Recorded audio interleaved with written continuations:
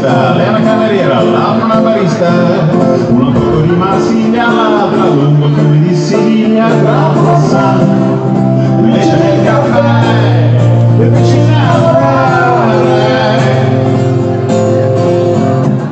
Quella era in Francia, dopo qualche mese mise sulla pancia, e quella era in Spagna pure, lei rimase fregna, tutte e due, e dissero così, tu mi dovrai sposare.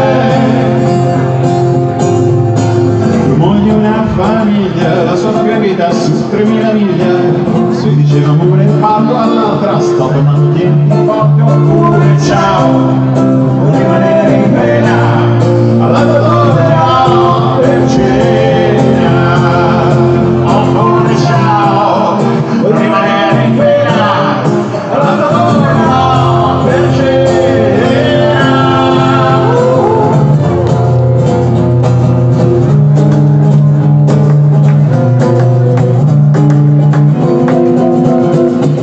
Passa così indenne, milioni di chilometri, quasi 3 decenni, e furono felici anche con i Natali alterni, tuttavia speso una follia tra regali e ferie.